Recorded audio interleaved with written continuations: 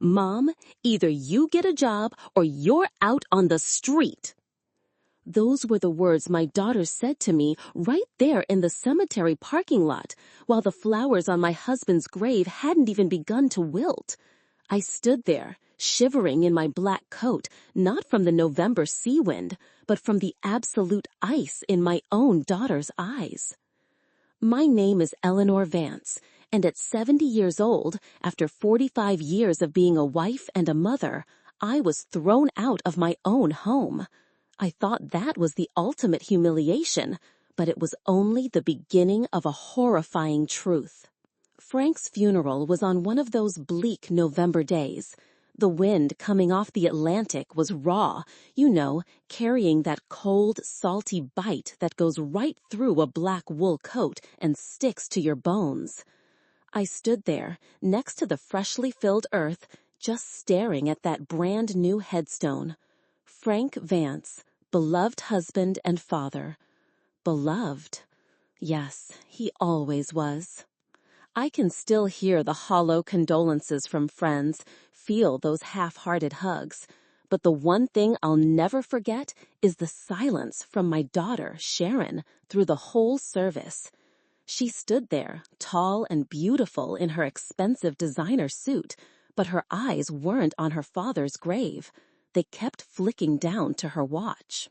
When the last of the mourners had driven off, leaving just the two of us in that quiet cemetery parking lot, the silence finally broke. She didn't look at me. She opened her leather handbag, pulled out her smartphone, and tapped open a banking app. The screen cast a cold, distant light on her face. "Mother, look!" Her voice was tight, full of blame, without an ounce of warmth. She shoved the screen in my face. Bright red numbers danced before my eyes like cruel little fireflies. Her father's loans, the mortgage, the credit card balances, all of them coming due. I knew Frank had been struggling in his last years, but I never knew it was this bad. This bad. "Your pension is only $800 a month," she went on, her voice as dry as dust. "That's not even enough to cover the interest on all this. I have my own family, my own bills. I can't carry you, too." My heart just seized up. I looked at my daughter, the baby I held in my arms, the child Frank spent his whole life protecting, and I didn't recognize her. She took a deep breath, and her eyes finally met mine. "Mom, either you get a job and help pay for this, or you're out on the street.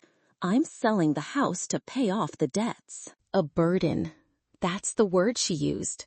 After 45 years of being a wife and a mother, of looking after every meal and every sleepless night, now I was a burden. Her words were colder than that sea wind whipping around us. I just stood there in that cemetery parking lot, feeling like I'd just been buried alive right alongside my husband. I couldn't say a word. I just nodded, a wave of shame and bitterness rising in my throat until I could barely breathe. My world, the one I had built around Frank and Sharon, began to crack right at that moment. The days that followed were a waking nightmare. The house I'd lived in for nearly half a century suddenly felt foreign.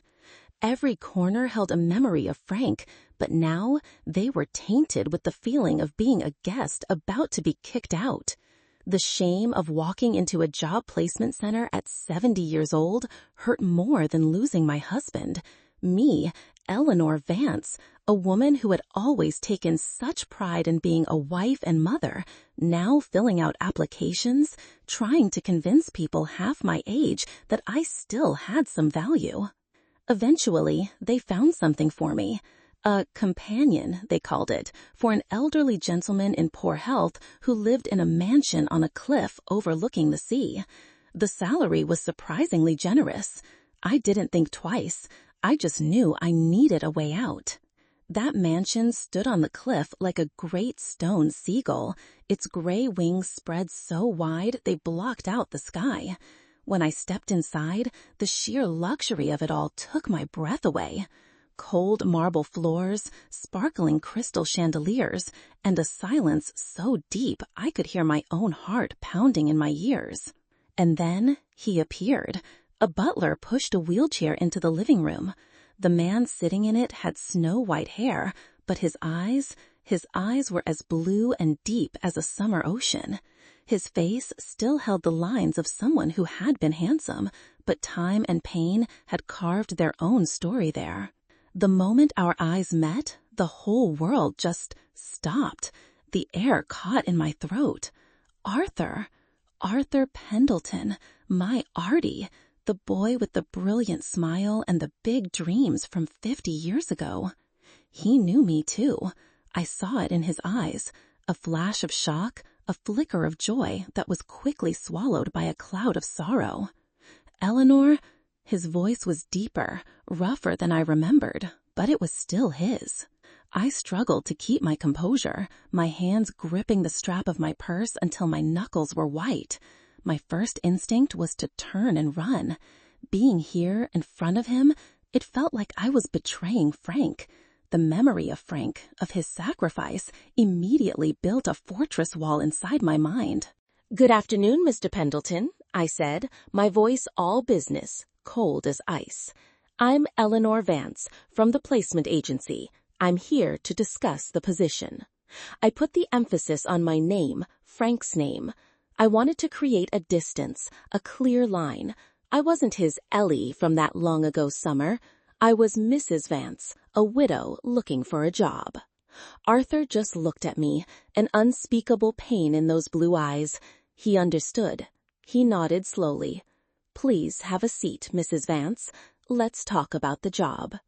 And so my work began, in a heavy, brittle silence.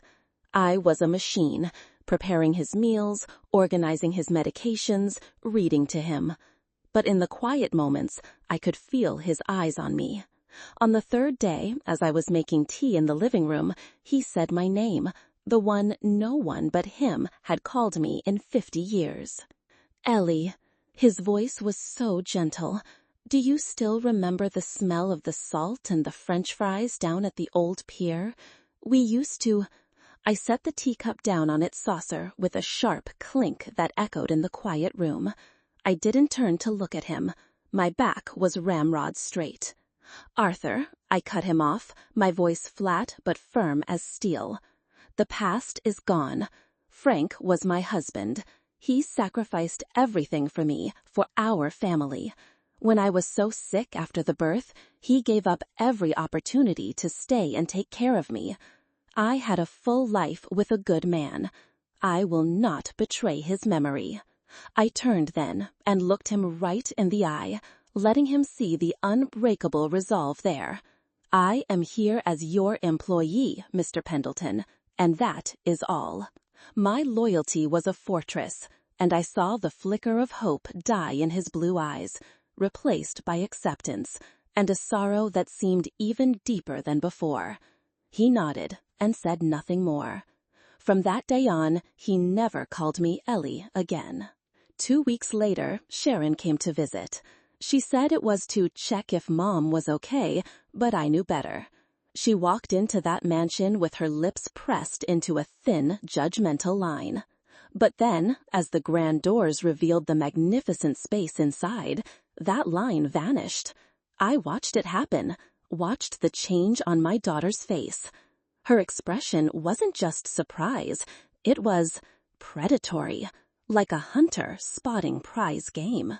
Her eyes scanned the room like a machine, not just looking, but appraising.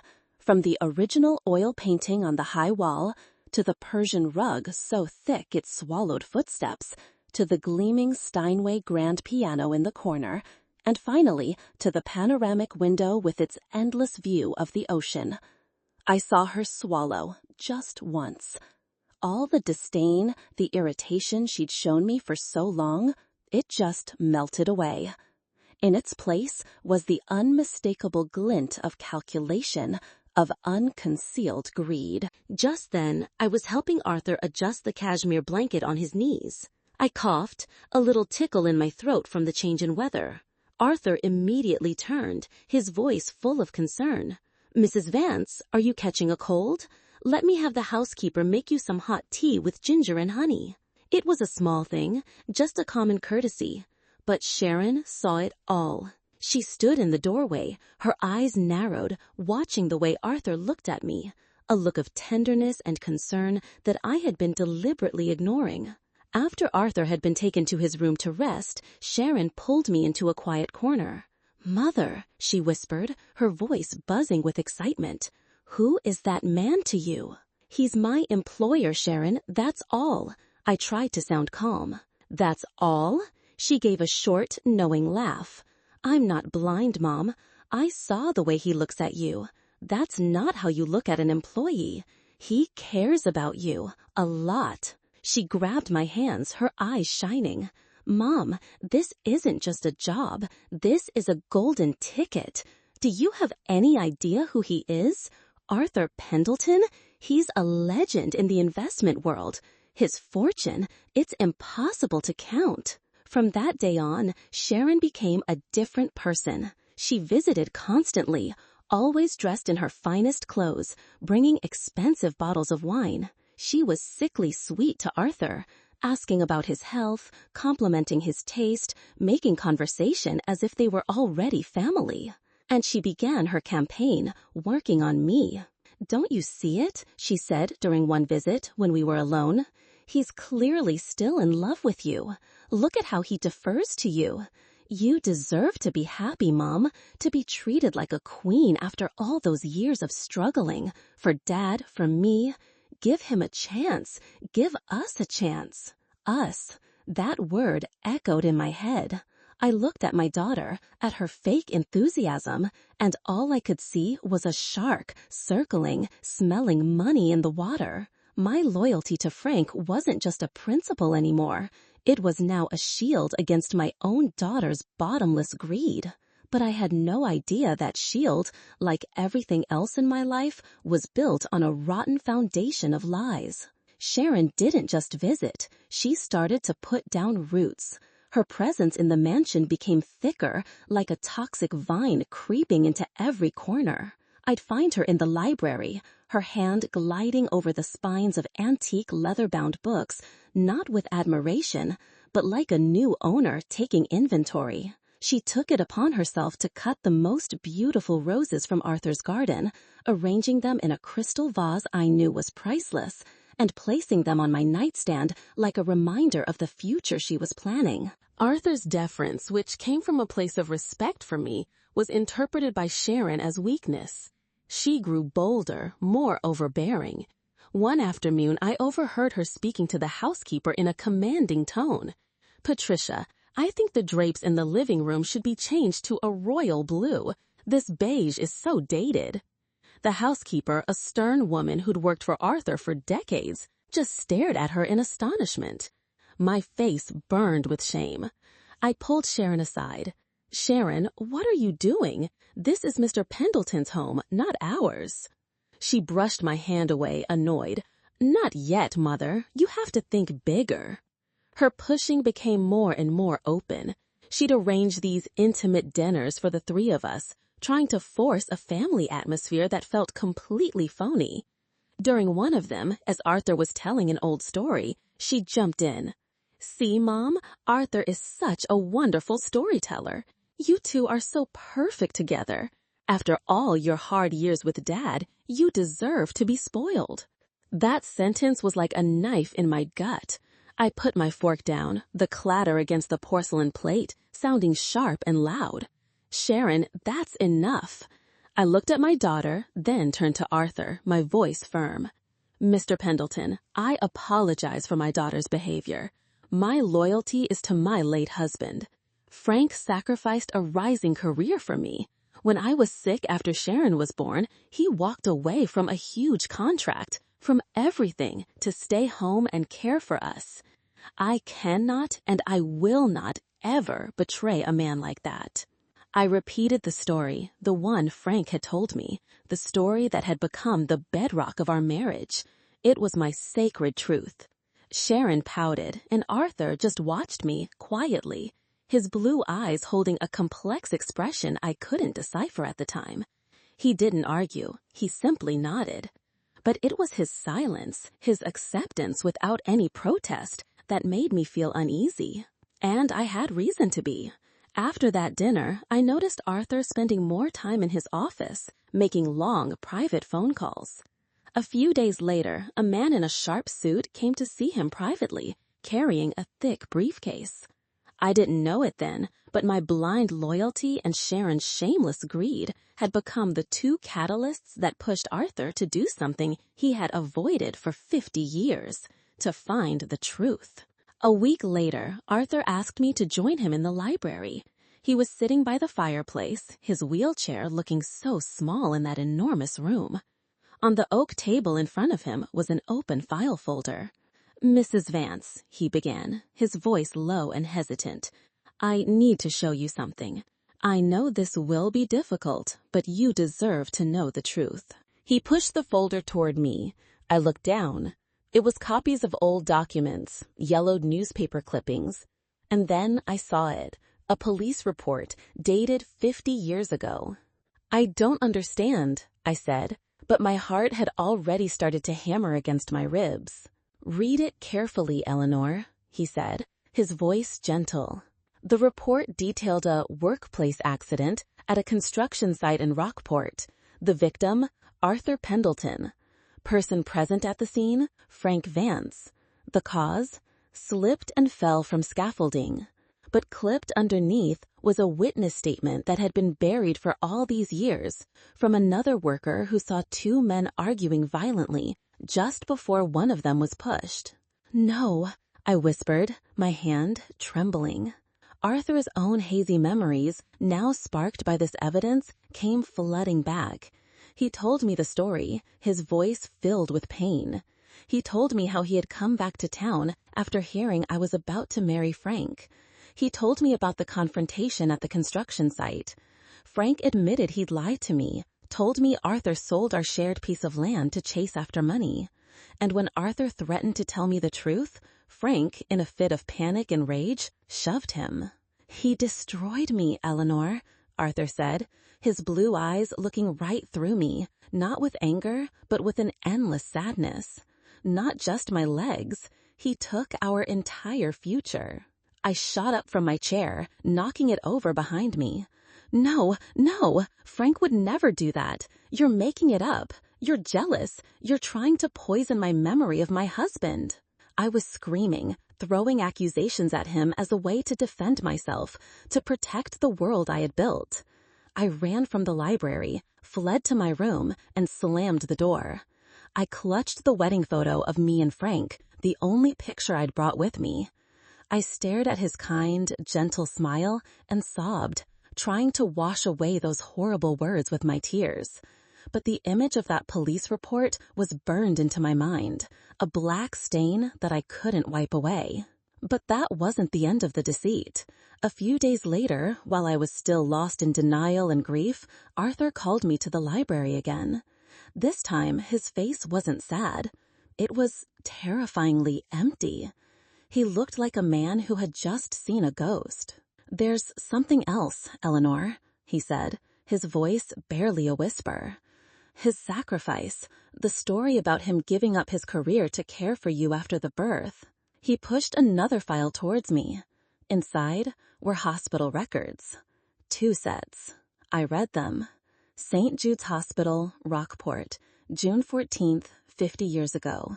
The first file, patient Eleanor Vance, gave birth to a baby girl. Name, Hope Vance. Status, high fever post-childbirth.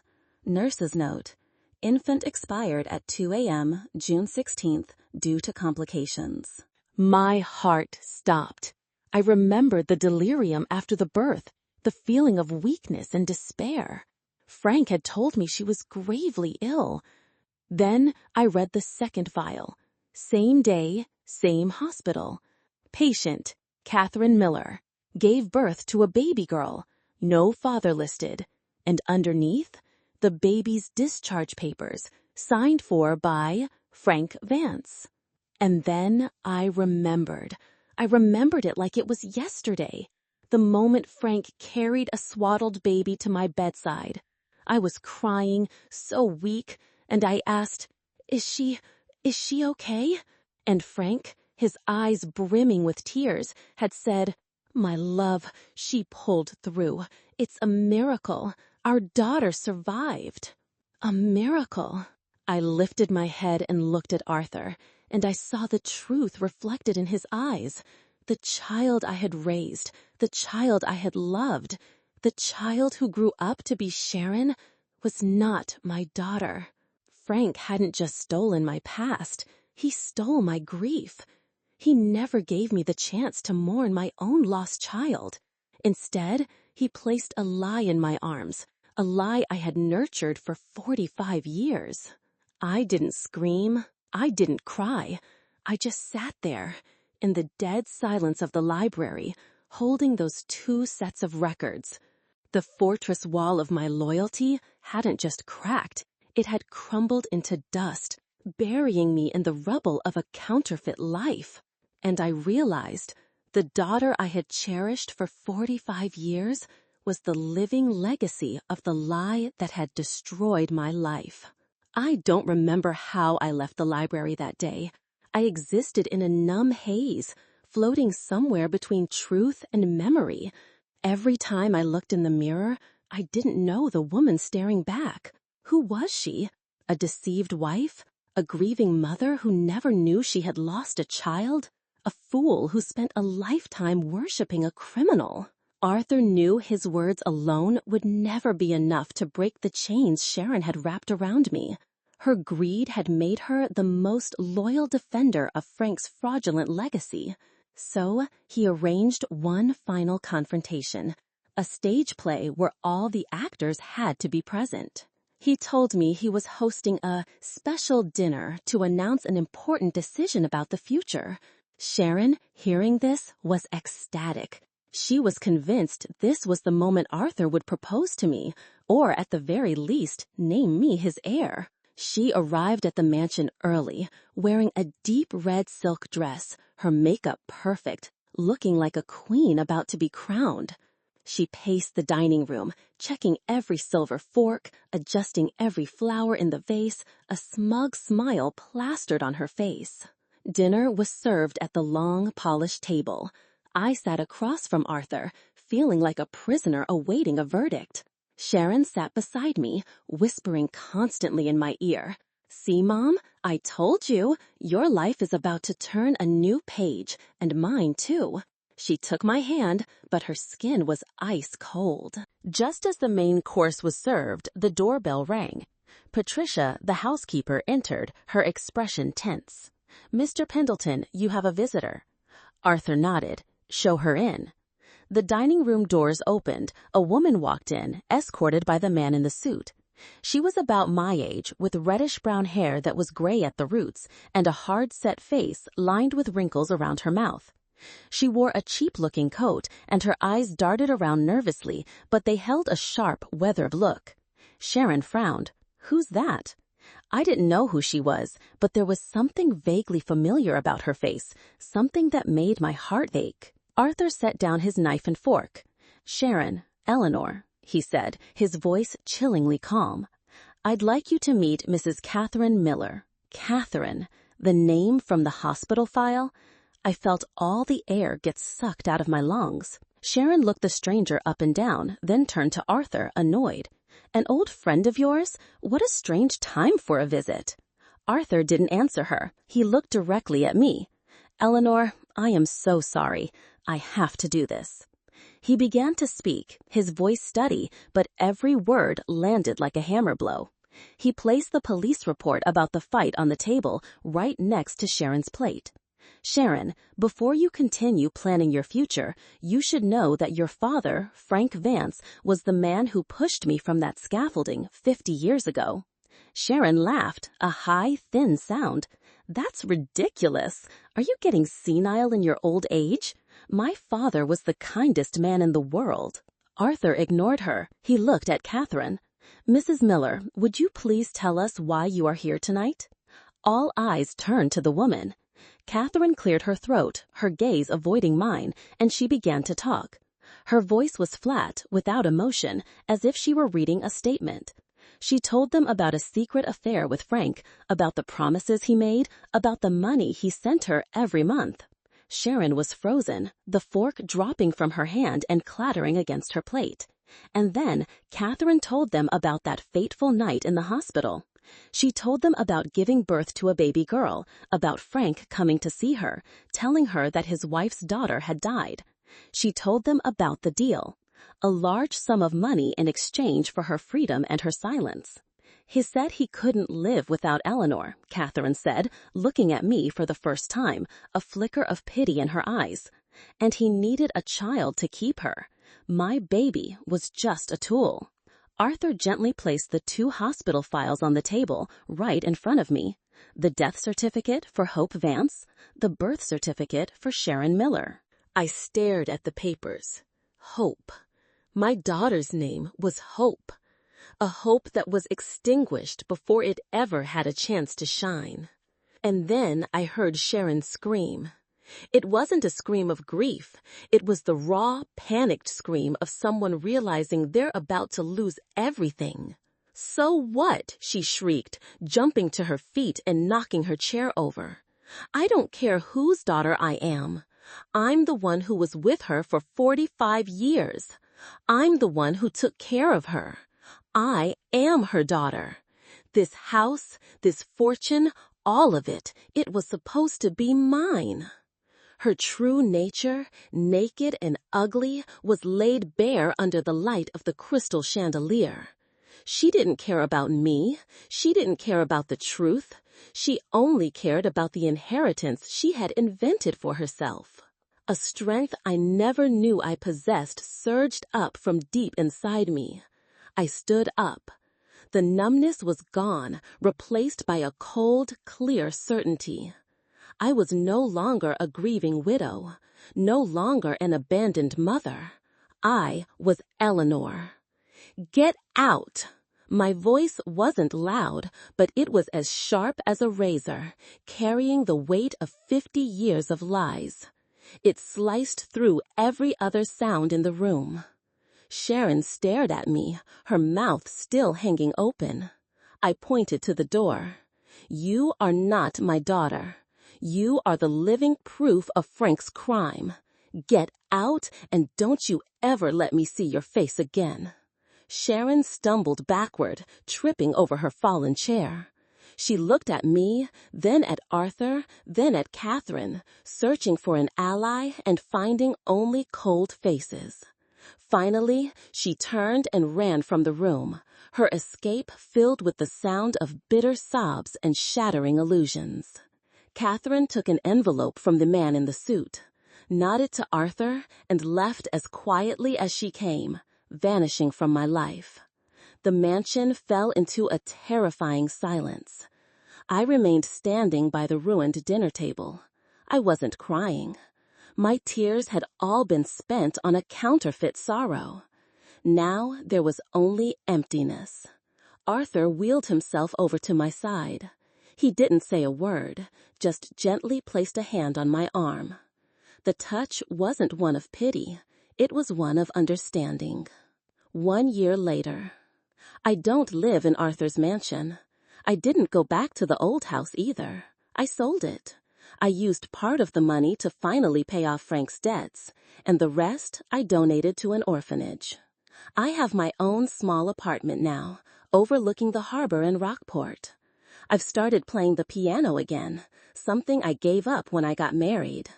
I give lessons to a few of the children in town. This afternoon, my doorbell rang. It was Arthur. He wasn't in the wheelchair anymore. After a complicated surgery and months of physical therapy, he could walk with the help of a cane. He looked older, but his blue eyes were clearer than I'd ever seen them. He didn't bring flowers or gifts. He just stood there and smiled at me. We don't talk about love or marriage or the past. The wounds are still there, too deep to be healed by promises. "Would you like to have some tea with me today, Eleanor?" he asked, his voice as warm as I always remembered it. I nodded, and for the first time in so many years, I smiled. A real smile.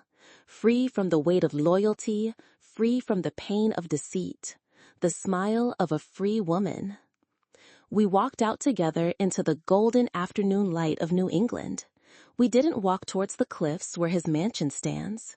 We walked towards the harbor, towards the smell of the salt and the cry of the gulls.